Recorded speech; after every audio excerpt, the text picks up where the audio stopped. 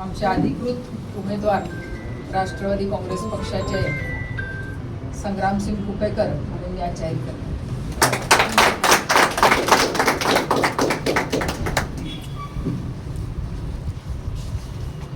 एकत्रित काम करण्याची चर्चा ही सुरू होती आणि त्याचाच एक प्रत्यय आपल्याला चंदगड नगरपालिकेच्या निवडणुकीत आला।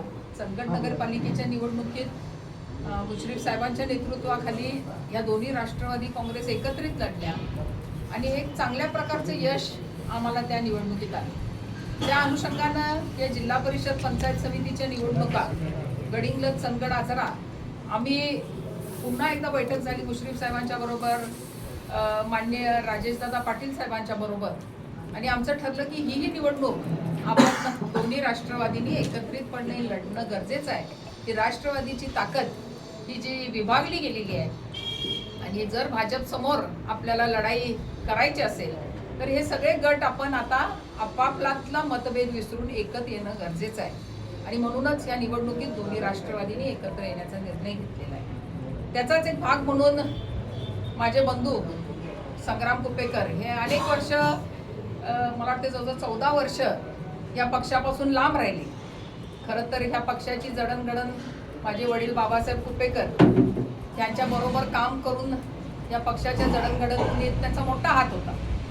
त्यांनी इथूनच प्रशासन शिकले, राजकारण शिकले, पण दुर्दैवानं काही आमच्या कौटुंबिक संघर्षातून संग्राम कुपेकर आमच्या बाजूला गेले।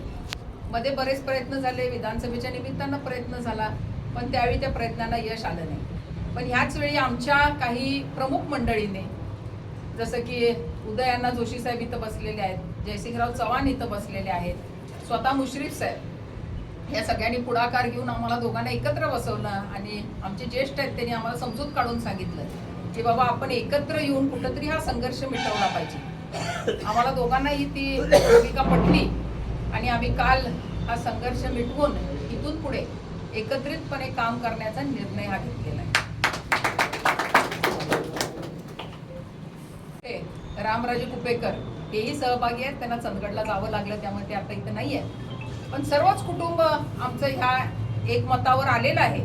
जरी आमच्यातले ज्येष्ठ माझ्या आईसाहेब, माझे दोन्ही काका इथं दिसत नसतील तरी या तिघांच्या आशीर्वादानेच आम्ही ही युती केलेली आहे।